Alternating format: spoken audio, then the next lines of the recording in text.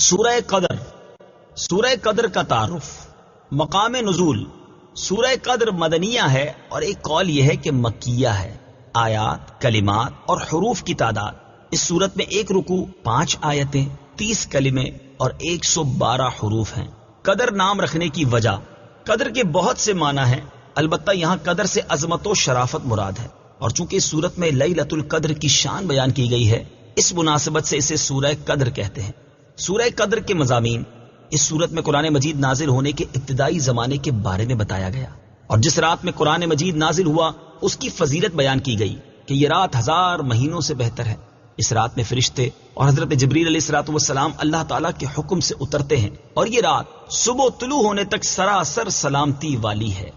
سورہ علق کے ساتھ مناسبت، سورہ قدر کی اپنے سے ماں قبل سورت علق کے ساتھ مناسبت یہ ہے کہ سورہ علق میں اللہ تعالیٰ نے نبی اکرم صلی اللہ تعالیٰ علیہ وآلہ وسلم سے فرمایا تھا کہ آپ اپنے رب عز و جل کے نام سے قرآن پڑھیے جس نے پیدا کیا، اور اس صورت میں قرآن مجید نازل ہونے کی ابتدا کا زمانہ بتایا گیا کہ اسے عظمت و شرافت والی رات لیلۃ القدر میں نازل کیا گیا۔ بسم اللہ الرحمن الرحیم۔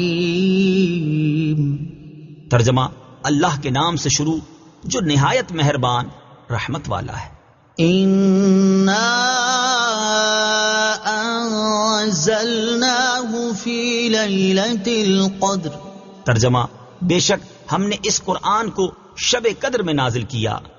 اِنَّا أَنزَلْنَاهُ فِي لَيْلَةِ الْقَدْرِ۔ بے شک ہم نے اس قرآن کو شب قدر میں نازل کیا۔ تفسیر صراط الجنان میں ہے، یعنی بے شک ہم نے اس قرآن مجید کو لوح محفوظ سے آسمان دنیا کی طرف یک بارگی شب قدر میں نازل کیا۔ شب قدر کے فضائل، شب قدر شرف و برکت والی رات ہے۔ اس کو شب قدر اس لیے کہتے ہیں کہ اس شب میں سال بھر کے احکام نافذ کیے جاتے ہیں، اور فرشتوں کو سال بھر کے کاموں اور خدمات پر مامور کیا جاتا ہے، اور یہ بھی کہا گیا ہے کہ اس رات کی دیگر راتوں پر شرافت و قدر کے باعث اس کو شب قدر کہتے ہیں، اور یہ بھی منقول ہے کہ چونکہ اس شب میں نیک اعمال مقبول ہوتے ہیں اور بارگاہ الہی میں ان کی قدر کی جاتی ہے، اس لیے اس کو شب قدر کہتے ہیں۔ احادیث میں اس شب کی بہت فضیلتیں وارد ہوئی ہیں، چنانچہ حضرت ابو ہریرہ رضی اللہ تعالی عنہ سے روایت ہے، رسول اللہ صلی اللہ تعالی علیہ وآلہ وسلم نے ارشاد فرمایا، جس نے اس رات میں ایمان اور اخلاص کے ساتھ شب بیداری کر کے عبادت کی تو اللہ تعالیٰ اس کے سابقہ صغیرہ گناہ بخش دیتا ہے۔ اور حضرت انس بن مالک رضی اللہ تعالیٰ عنہ سے روایت ہے، ابن ماجہ کی حدیث ہے کہ رمضان کا مہینہ آیا تو حضور پرنور صلی اللہ تعالی علیہ وآلہ وسلم نے ارشاد فرمایا، بے شک تمہارے پاس یہ مہینہ آیا ہے اور اس میں ایک رات ایسی ہے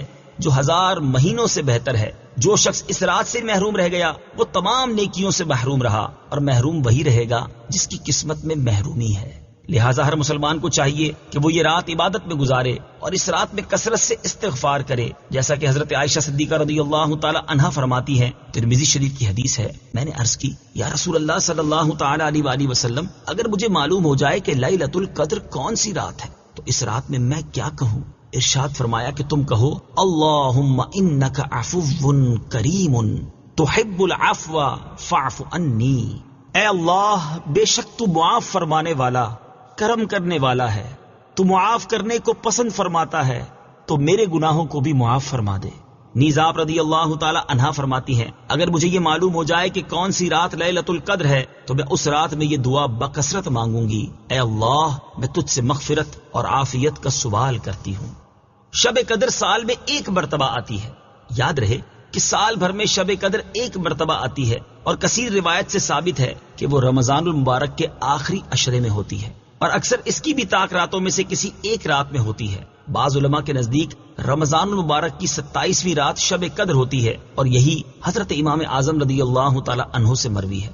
شب قدر کو پوشیدہ رکھے جانے کی وجوہات، امام فخر الدین رازی رحمت اللہ تعالی علیہ فرماتے ہیں، اللہ عز و جل نے شب قدر کو چند وجوہ کی بنا پر پوشیدہ رکھا ہے۔ نمبر 1، جس طرح دیگر اشیاء کو پوشیدہ رکھا، مثلا اللہ عز و جل نے اپنی رضا کو اطاعتوں میں پوشیدہ فرمایا تاکہ بندے ہر اطاعت میں رغبت حاصل کریں، اپنے غضب کو گناہوں میں پوشیدہ فرمایا تاکہ ہر گناہ سے بچتے رہیں، اپنے ولی کو لوگوں میں پوشیدہ رکھا تاکہ لوگ سب کی تعظیم کریں، دعا کی قبولیت کو دعاؤں میں پوشیدہ رکھا تاکہ وہ سب دعاؤں میں مبالغہ کریں، اسم اعظم کو اسما میں پوشیدہ رکھا تاکہ وہ سب اسماء کی تعظیم کریں، اور نماز وسطیٰ کو نمازوں میں پوشیدہ رکھا تاکہ تمام نمازوں کی پابندی کریں، توبہ کی قبولیت کو پوشیدہ رکھا تاکہ بندہ توبہ کی تمام اقسام پر ہمیشگی اختیار کرے، اور موت کا وقت پوشیدہ رکھا تاکہ بندہ خوف کھاتا رہے، اسی طرح شب قدر کو بھی پوشیدہ رکھا تاکہ لوگ رمضان کی تمام راتوں کی تعظیم کریں۔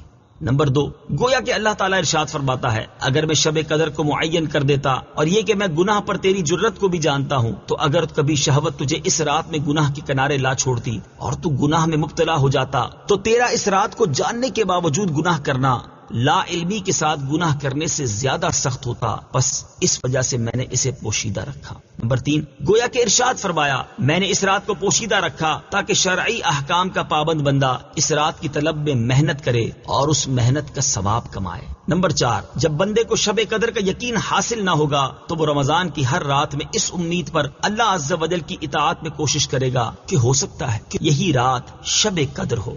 وما أدراك ما ليلة القدر ليلة القدر خير من 1000 شهر۔ ترجمہ، اور تجھے کیا معلوم کہ شب قدر کیا ہے؟ شب قدر 1000 مہینوں سے بہتر ہے۔ ليلة القدر خير من 1000 شهر۔ شب قدر 1000 مہینوں سے بہتر ہے۔ تفسیر صراط الجنان میں ہے، یہاں سے شب قدر کے عظیم فضائل بیان کیے جا رہے ہیں۔ چنانچہ شب قدر کی ایک فضیلت یہ ہے کہ شب قدر ان 1000 مہینوں سے بہتر ہے جو شب قدر سے خالی ہوں، اور اس ایک رات میں نیک عمل کرنا 1000 راتوں کے عمل سے بہتر ہے۔ 1000 مہینوں سے بہتر ایک رات۔ حضرت مجاہد رضی اللہ تعالیٰ عنہ سے مروی ہے کہ نبی کریم صلی اللہ تعالیٰ علیہ وسلم نے بنی اسرائیل کے ایک شخص کا ذکر فرمایا جس نے 1000 مہینے راہ خدا عز و جل میں جہاد کیا۔ مسلمانوں کو اس سے تعجب ہوا تو اللہ تعالیٰ نے یہ آیات نازل فرمائی، إِنَّا أَنزَلْنَاهُ فِي لَيْلَةِ الْقَدْرِ وَمَا أَدْرَاكَ مَا لَيْلَةُ الْقَدْرِ لَيْلَةُ الْقَدْرِ خَيْرٌ مِّنْ 1000 شَهْرٍ۔ ترجمہ، بے شک ہم نے اس قرآن کو شب قدر میں نازل کیا، اور تجھے کیا معلوم کہ شب قدر کیا ہے؟ شب قدر 1000 مہینوں سے بہتر ہے۔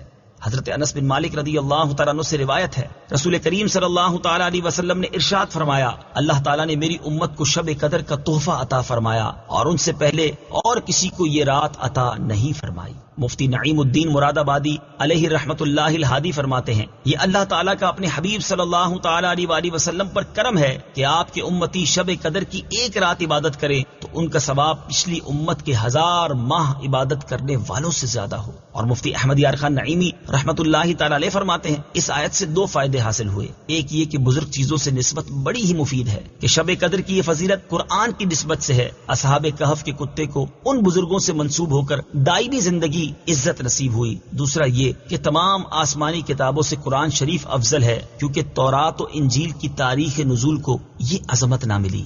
تنزل الملائكة والروح فيها بإذن ربهم من كل أمر سلام هي حتى مطلع الفجر۔ ترجمہ، اس رات میں فرشتے اور جبرائیل اپنے رب کے حکم سے ہر کام کے لیے اترتے ہیں۔ یہ رات صبح طلوع ہونے تک سلامتی ہے۔ تنزل الملائكة